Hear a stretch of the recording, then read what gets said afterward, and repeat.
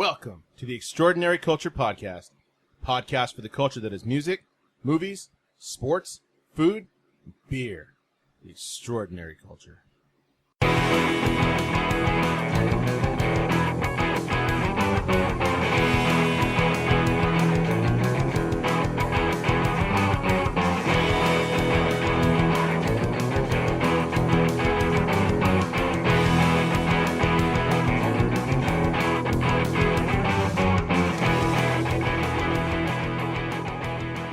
So you guys watch those Mandalorian episodes? Man, you got any more of them Mandalorian episodes? It's like crack, baby. It's like crack. We need them all. Needs all the episodes. Alicia usually works. Alicia usually works. I want to say like 11 to 7:30 on Fridays. Mm-hmm. If she wakes up early, we'll watch it before she goes to work, and those are my favorite days. How often does that happen? Let's see. There's 4 episodes that have happened so far. Twice. Okay. It's pretty 50-50. So if she doesn't want to wake up, and I totally get that, I respect that. I gotta wait till she gets out, and I'm sitting here like scratching an itch until 8 o'clock when she gets home, and I'm like, okay, now we can watch.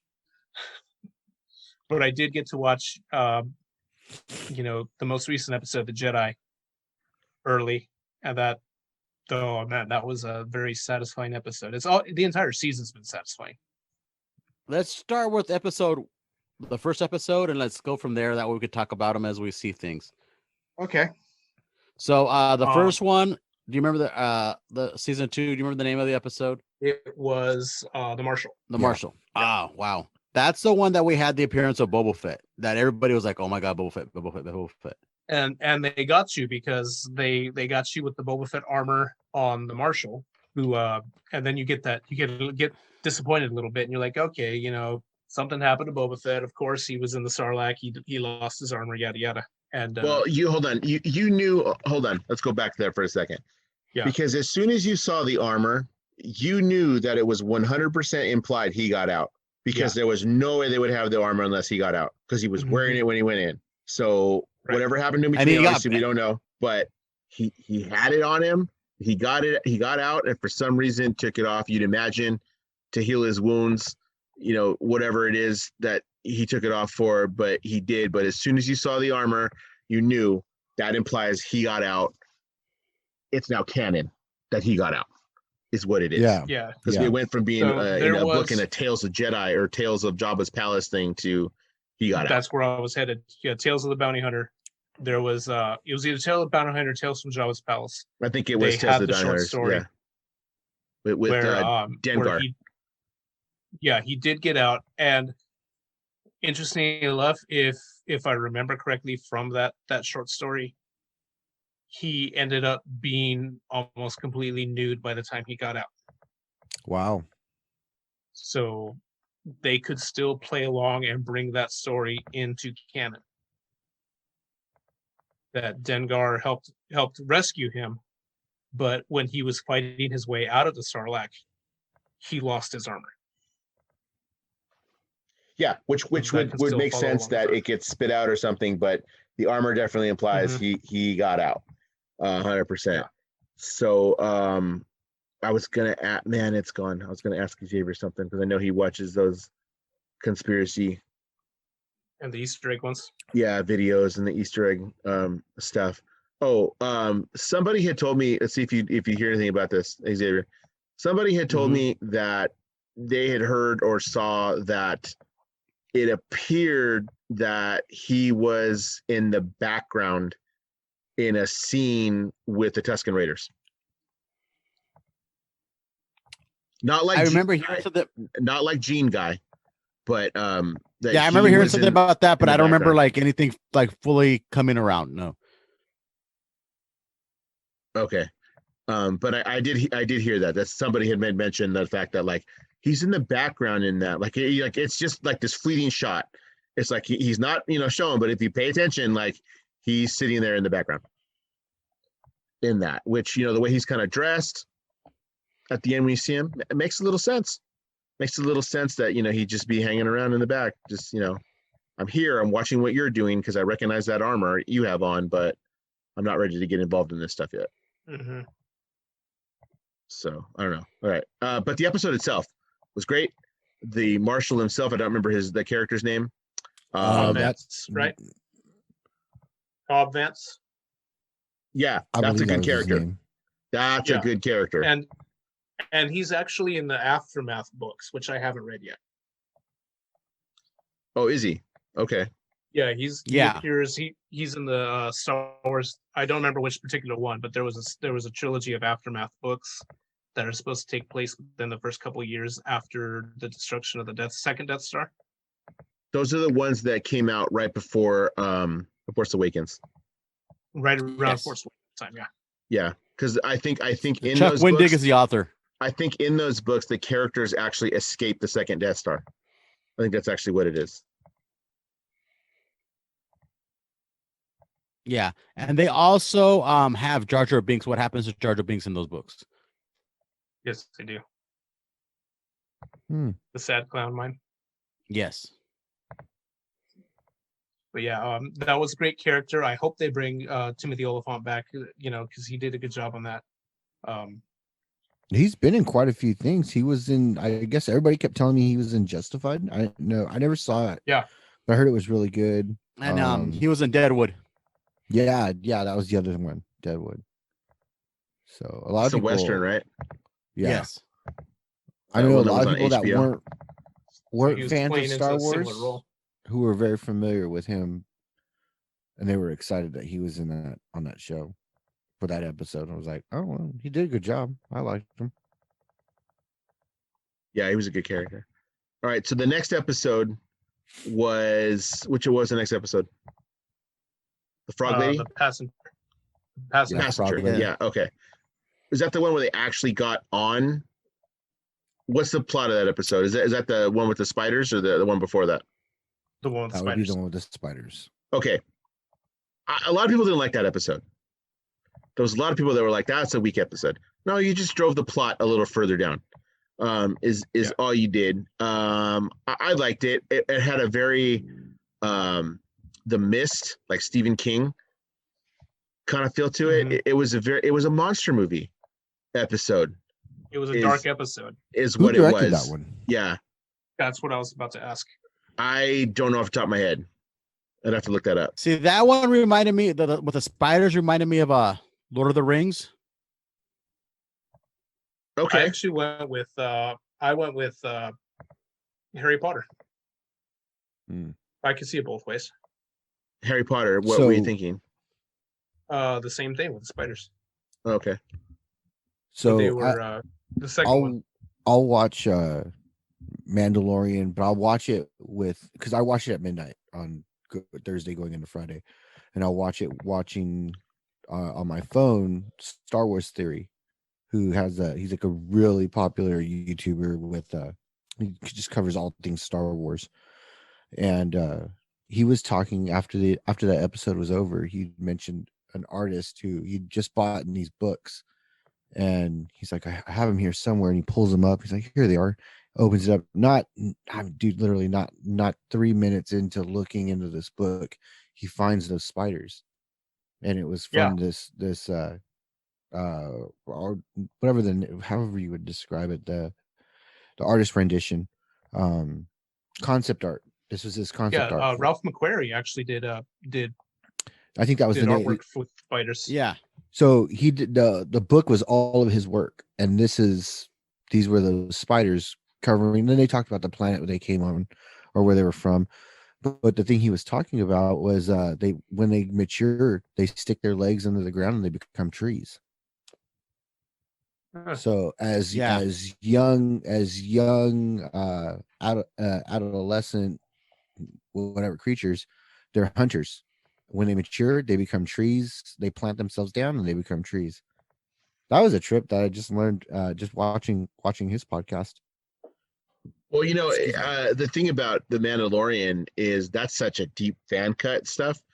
Don't mistake everything in there. It has a connection to something that's already been done.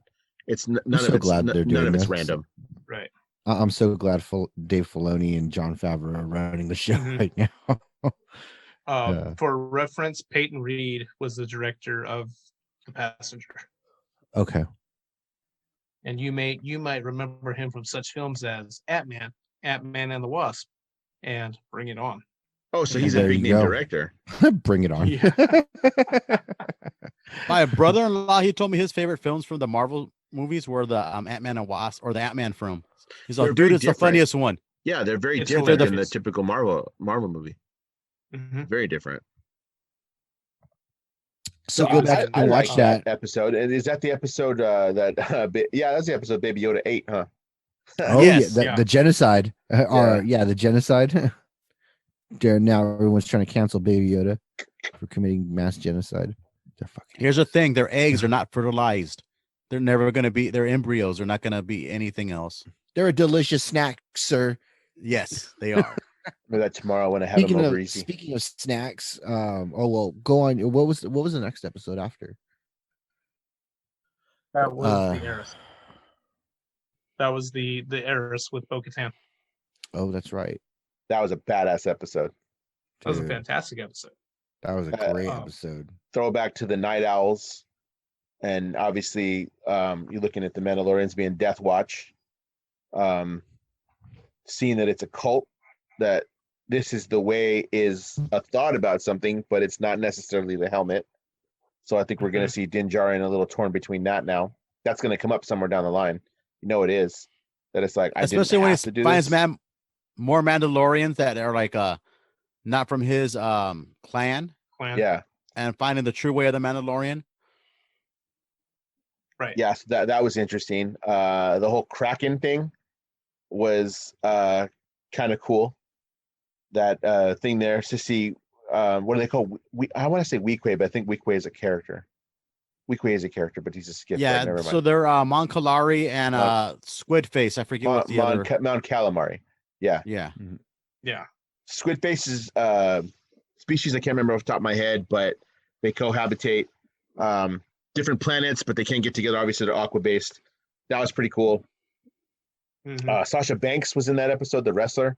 Credited as a real name Mercedes Vercano or whatever it is, that was pretty cool. She didn't have many lines, but I mean, she can pull off. That's the character we've been watching. You thought she was a Jedi at first. We got teased with that because she had on that dark robe.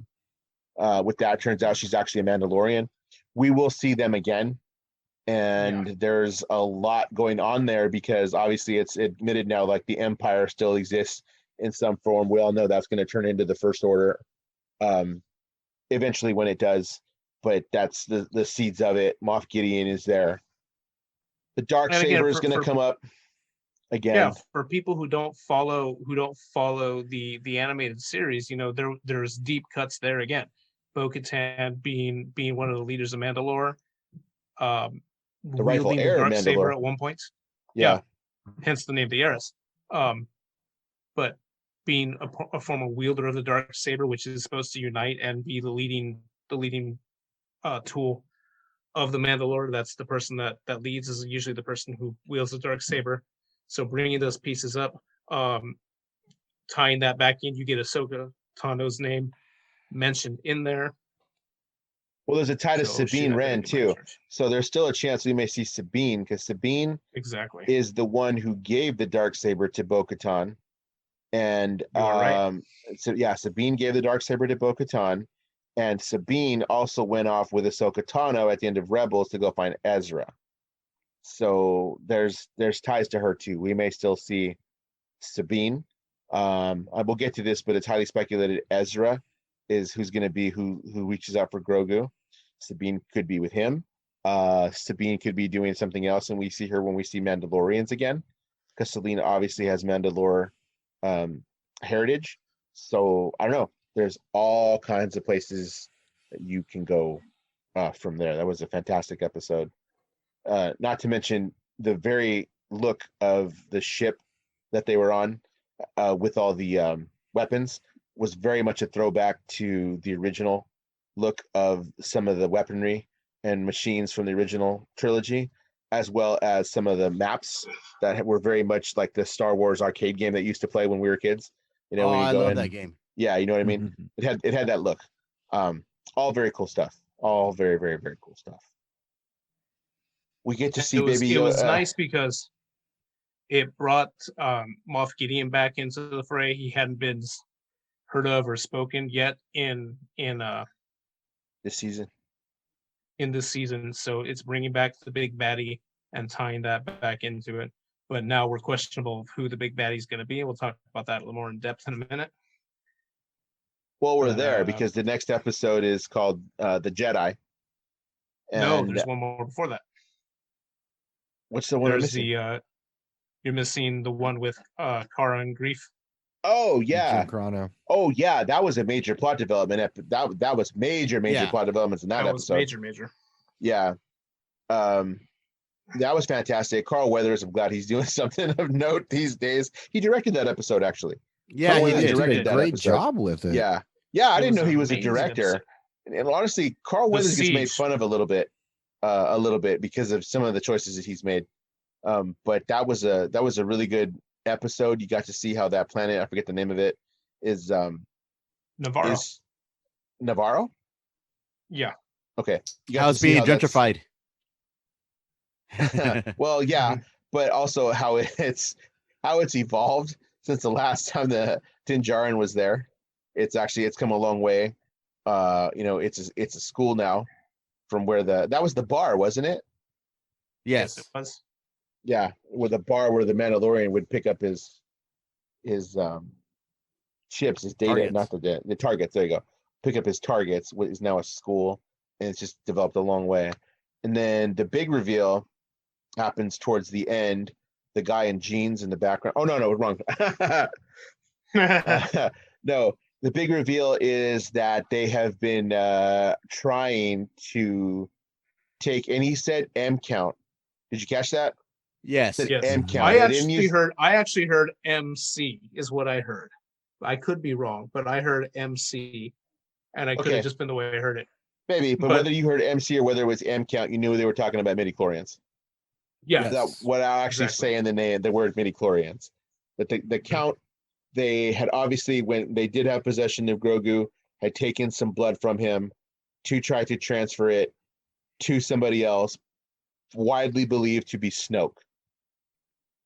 Testing the Emperor's transference from to another Mhm. being. Widely believed, though, that the bodies that we see towards we saw bodies, yeah. The bodies that we see there are There were the bodies in the tanks at the Right. about the base. right, are Snoke. That it's Yeah. the beginnings of where Snoke came from, and the whole transference of the Emperor. Of course. So that of the Force. So that's in the mix. That was cool. We also got the reveal that Gideon is not dead there, because that Mhm. mission that message was sent only days before. So that was pretty cool. Well, we kind of had a notion that he wasn't dead when he pulls out the dark saber and escapes the TIE fighter. The viewer But the- had a notion, but Yeah, but the not- main the characters viewer didn't. didn't know in the that. jar and Yeah. yeah. They finally figured out that he's not there. Hey, very much. Did you get when they took that skiff and were riding along down in the canyon down there? Did you get some Star Wars, like Star Tours vibes? Indiana Jones, Well, yeah, but that's still Lucasfilm. Last Crusade. Yeah. Okay, maybe through there, but I mean, just the way it looked and No, going I through get you. Yeah. Yeah, I didn't even think about that earlier. I just kind of dawned on me right now. I was like, hey, that kind of is like Star Tours, man. That's kind of Yeah, I cool. get that. Mhm. Yeah, it's a throwback a little bit to or the similar to a chase scene from the Forest Moon of Endor, getting kind of that Yeah. the speeder chase. yeah. There's all kinds of Maybe some throwback vibes. Yeah. I'm surprised you didn't mention it though, Anthony or Dan. Anthony calls me. I called you Anthony, yeah. I'm surprised you didn't mention it though, because I mean, yeah, we got the reveal on the M count, we got the reveal on Snoke, but the very last scene, that's when they tell Moff Gideon that they put the tracker on the Razor Crest. Mhm. He's in a room full of dark trooper costumes. Yeah. I did hear about that. Yeah. Yeah, I didn't know how I So wanted to those come were around to some- that, because I almost made a slip of the tongue and gave away that as the scene instead of the Snoke thing. Yeah. Because I knew it was Snoke, but then I was like, well, that's not the scene I'm thinking of. The scene I was thinking of was the Dark Trooper. But wanna then explain again, the Dark Trooper? they were hyper hyper troopers too. I mean, they were.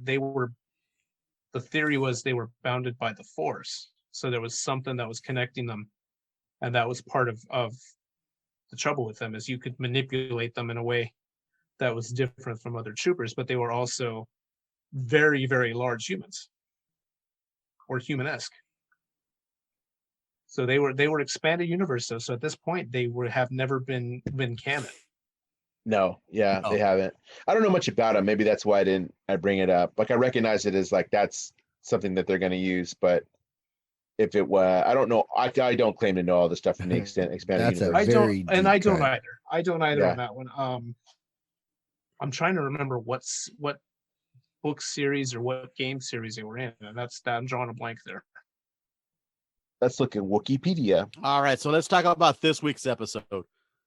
So that leads us to the Jedi and some much anticipated reveals here, and especially with Ahsoka Tano. And Ahsoka Tano's got such a background in the animated series, but a lot of the casual fans of just the movies may not be familiar with her.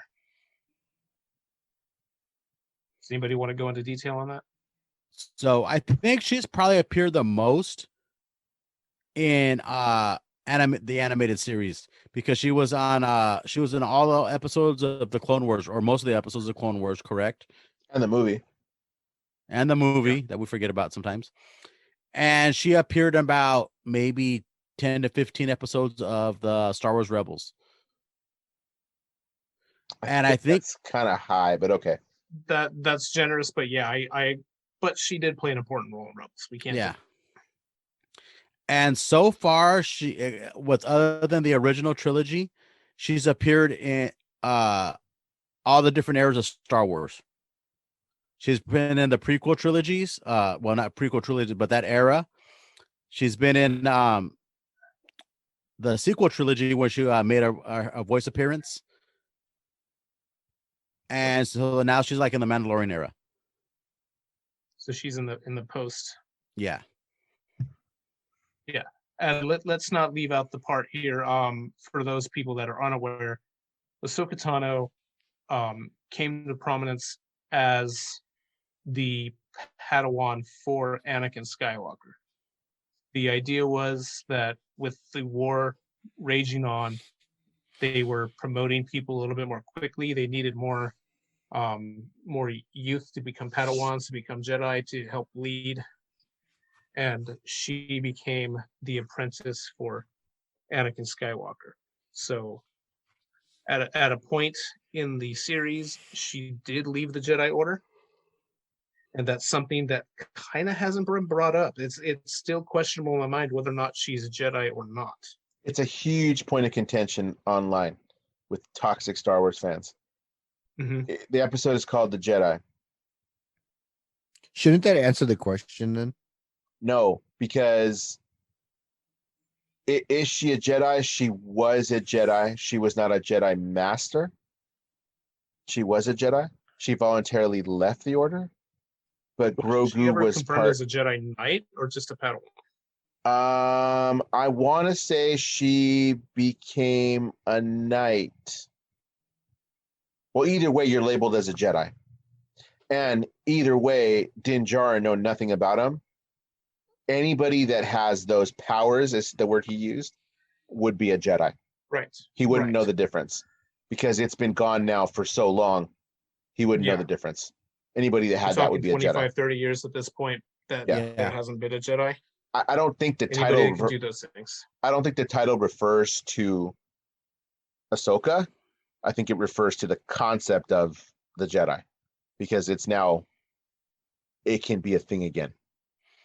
Now you got to remember that Ahsoka would be a contemporary. She's probably about 40 to 50 years old. She'd be about the same age as a child or Grogu. Grogu is confirmed to be what, 50? Yeah. I think is what they say. 50. Yeah. So she'd probably be a little younger than him. Yeah, probably late 30s into 40. So when did she left? She left before the Battle of Yavin. Her ended. Her stuff ended just before her storyline in the Clone Wars, the stuff that came out afterwards, stuff that Disney Plus did, ended as episode 3 had just begun, as Anakin had taken part in Order 66. Order 66. Yeah. So 20 years in between them, 6 years in between them. Yeah, she'd probably be about our age, probably about mid-40s. Yeah, that's about right. No, I just bring that up because she never saw Grogu in the temple. She never saw Grogu in the temple, and she obviously is not aware of Yaddle. Mm-hmm. Correct. Who is the female Yoda species right now? Yeah, is because she said that. She goes, I've only ever seen one of the species, and it's like, you don't really see Yaddle after episode 2, so we don't know what happened to her after that point. But I don't think you saw. I don't think you saw Yaddle after episode 1. I looked up in the background. I don't think so. Shakti took her place on the Jedi Council. I did look up a little bit about Yaddle because I was wondering that myself. I was like, why did she say that? Because I caught that right away. What do you mean? Mm-hmm. Like, there's another one.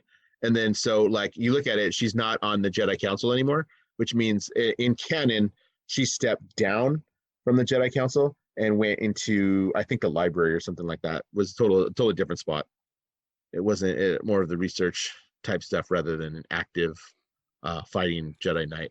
Mm-hmm. So different. No, I'm just thinking like maybe the Grogu was like since it was trained differently because of the maturity rate, the way they age. Could totally be. He was taken and hidden, obviously, so he wasn't with the younglings that Anakin obviously took out.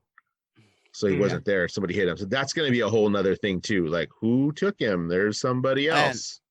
Am I guessing just from like the maturity rate? The child would be about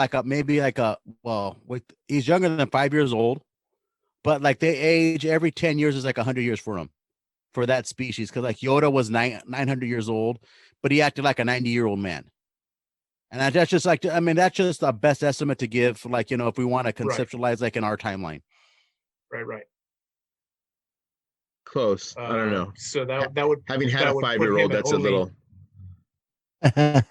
he seems a little younger than that, but I know what you mean. I see what you mean. He seems to be about 3 or 4. Yeah, that's where I would place it. Yeah, but that would put him at the Jedi Temple at about the age of a 1 or 2-year-old. So at that point, they said he had a lot of masters, but that could have been, you know, nursery type masters, just giving him the very, very basics, not really even teaching him a whole lot of the Force. We don't know. It's so ambiguous and cloudy right now, you know? And it's repressed for survival. So you know that you can do that. You can tune out of the Force, which is what Luke did. Oh, I never thought about that. Luke repressed the Force too. He cut himself off from the Force. So that means, wow, that backed it up. So we first saw Grogu with the Force healing, and then got that for sure canon with Rise of Skywalker.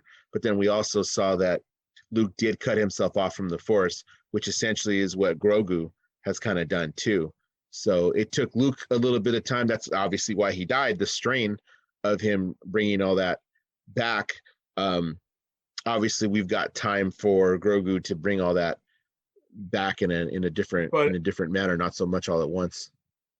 But it makes sense why Grogu passes out after he protects Din from the Mudhorn, or when he transfers that life force. You know, Rey didn't pass out, and Luke died. Rey just went, here you go, and kept moving on. And Luke died. So it's where you're cut off from the Force. So see, reconnecting that connection. Yeah, very cool. I liked it. I can't wait until next week to see what happens, because why not? Other stuff. What's his name? Is it Jim Bine, the gunslinger? What the hell's his name? Come at me with it. Marshall guy, the Marshall guy. The Marshall. That's Johnny Ringo, something. Dude. That's Johnny Ringo in Tombstone. Yeah. Did you catch the references to Tombstone? No. Not on the newest episode, no. Okay, so obviously he had a showdown with Din Djarin, and Mhm. Din Djarin. That was a Cobb Vance. That was a new one. That was the Oh yeah, not the marshal. No, the gunslinger. Oh, The gunslinger. That was old boy from Tombstone. Yeah, Johnny Ringo. Yeah. Oh, I didn't even. Oh, I okay, think he's I'm gonna have to also go back and Kyle watch in he was He's Kyle Reese. Reese. yeah. And then he was in Alien too. Okay. No way. Oh, trip out. So okay. So down, you're talking about how a lot of the things that we see come up are references to other stuff that we know about, right? Michael Biehn, that's his name. Okay, so I was watching one of the things I watch about Easter eggs. Uh-huh. Those two scenes when they were juxtaposed, the gunslinger and the sword sights, goes back to, remember Kill Bill, Yeah. where the bride is fighting in the snow? Yeah. Okay, that's very reminiscent of the fight that Ahsoka and that whoever she's fighting, The magistrate. has. Yeah. The magistrate. Yeah. Okay, very similar to that, which is a throwback to an old Japanese samurai film, and I think it's called The Snow Lady or The Snowbird. And also Okay. that standoff you have between that gunslinger and the Mandalorian westerns. Oh yeah, of course. That's why Okay. why Yeah. it's Tombstone. That's why Yeah. it's Tombstone, because of that and the actor Michael Biehn. So if you notice when he has his gun pointed at Din Djarin just has his gun on his side. He keeps, and I know I'm doing this to myself. You can't see it. He's patting like right next to it on his thing, like he's going to draw. It's obvious. It's going to be a fast draw. That's what it's going to be. It's coming down to who's going to be the fast draw. Yes. So it becomes that because like Michael Biehn, the gunslinger, put his weapon down and then drew another one and fired at Din Djarin. Din Djarin took his out, shot him. He shot him in the chest, but then he did that flick that Doc Holliday does to put his gun back. That's what he did. So if you remember the famous scene in Tombstone where he flips the cup, and then later when he actually does kill Johnny Ringo, where I noticed that right away. I was like, that's Johnny Ringo, dude. We're going to get something from Tombstone right here. I thought he would be a shot in the forehead because that's how Johnny Ringo died, a shot in the forehead. Okay. But so he got his shot, he hit him in the chest. He flicked his gun around, stuck it back in this thing like that, like Doc Holliday does in the movie right after he shoots Johnny Ringo in the forehead. He does. So we got that. I was like, oh man, freaking shot Johnny Ringo is there. See this. Okay, so then when he goes out and then he goes out to free the prisoners, and the Asian guy comes out, who is a Disney legend, by the way. Who is named Rick? Do you have it? He's a Disney legend. He was responsible for a lot of the stuff in the Asian parks. He's an Imagineer. Gotcha. So when he does that, Wing Chao. yeah, there we go. So when he comes out with him, there's another like a sniper on the top of the building. Yes. Fast draw again. That guy shot in the forehead. He shoots him in the middle of the forehead. There it is. So you got your shot in the forehead as an ode to Tombstone, and you got your flick of the gun back into the holster as an ode to Tombstone and the Western, because it's very much a Western series as far as. Anyway, what I wanted to go back to say was this is bringing back the influences like of this Mandalorian, which is very heavily influenced by the Western, American Western, with that scene, and the juxtaposed to what the Japanese film like of Akira Kurosawa that was inspired George Lucas when he read the original movies. Right. So it's like you see them blending together, the styles. And each individual director does their own thing with that. Each individual director does their own thing, because the episode The Heiress was directed by Bryce Dallas Howard. Mm-hmm. And she had a shot in there that this is what Anthony was talking about when we were talking, Dan. It was a shot from Apollo 13. Yeah. When the ship is entering, when the ship is coming in. Yeah. It's a shot from Apollo 13, which is directed by her dad, Ron Howard. So it's full of it. It's all going to depend on who the director is and what they want to pay homage to, like in their shots, which I think is really cool. That you can. I wish you would have done one for Splash. Well, he did, because Baby Yoda splashed into the water. No, okay. Yeah. Okay, so after talking about the Jedi, I mean, we obviously the debut of Ahsoka Tano was huge. We talked about that. The introduction of Grogu's name came by so quickly. Like, if you weren't paying attention, you're like, wait, what? He has a name? Yeah. We never get any So, thought because there's no way for him to communicate. No, you don't. And what I thought was cool about that scene was that's where I feel like Ahsoka Tano was more a Jedi than anything, because she was looking at that idea of the attachment. And she was discussing how the attachment was dangerous, how she has seen it play out, and how it can cause problems with anger and fear in a way that only Turns you into Darth Vader. a Jedi would truly understand. Yeah. Yeah. And That turns she's you into fine. Darth Vader. She's yeah. And she's faced Darth Vader. Right. Yeah, that was a She reference faced her- back to that. I got that. That she was definitely talking about Anakin. Like I like as much as like I will not let this happen. This will not happen to me. I've seen what it does. It's not going to be me. Yeah. Like I definitely see that. And then I'm not familiar enough with planets in Star Wars, but was she sending him to the place where Ezra had his vision? I don't know if it's No. the same planet. It's not that one. This one I think that she's sending to him is a snow planet, and it's appeared like in the comic books and other books. I don't think it's appeared in Rebels because they didn't mention it. Was that the one that Yoda did? Because Yoda did. Was that the episode of Clone Wars with Yoda? Wasn't that in the snow, where he goes and he faces his fears? It might have been, but I don't think it's that one. It's a different. It might be a different one. Okay. Well, what we can say is there Yeah. are many Jedi temples on many different planets. That is true. Left But in ruins. I'm thinking of the one where Maul tried to look up something at the same time as Ezra did. Yeah, I know what you're talking about. Yeah.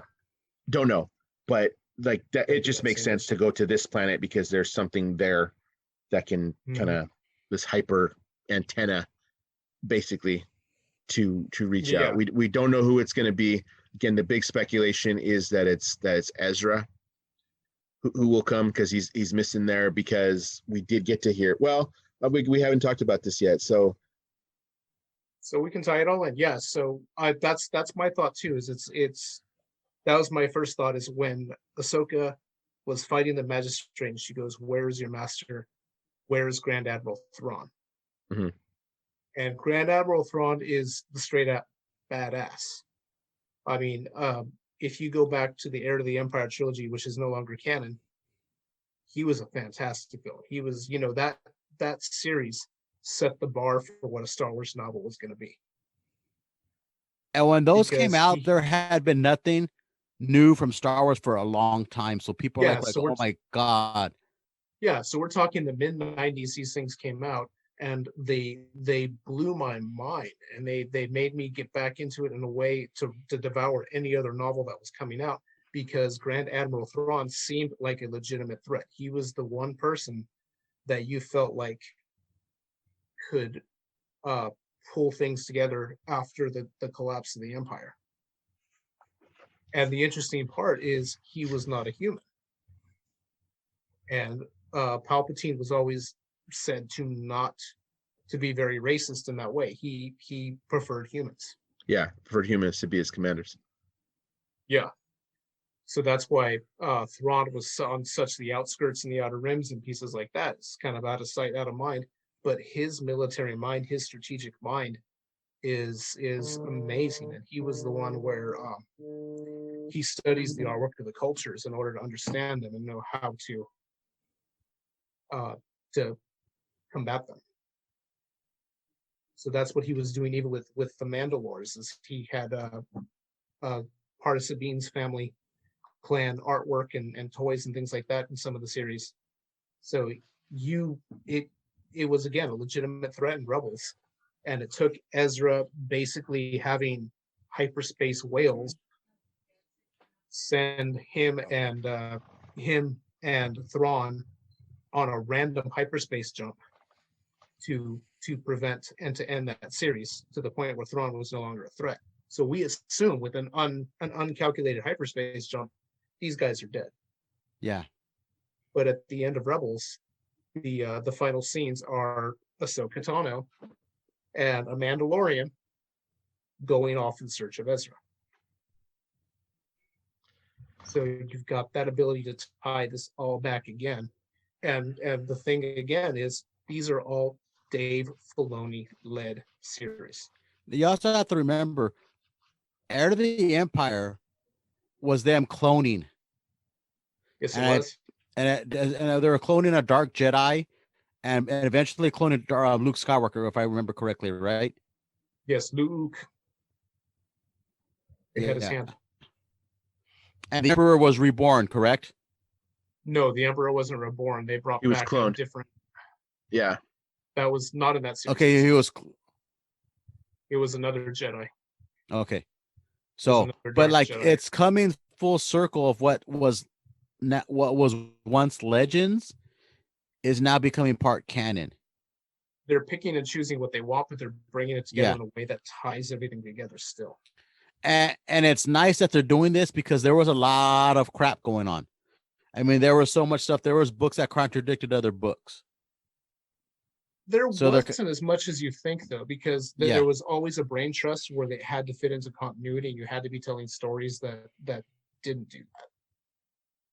But there, I because mean, there it's was more so of a much, yeah, it's a streamlined continuity is what I mean. I want to bring up. and that is true. It is streamlined right now.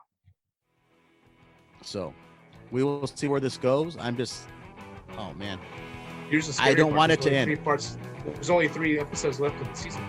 yeah. Yeah, that's the crazy part. There's only a few episodes left. Yeah.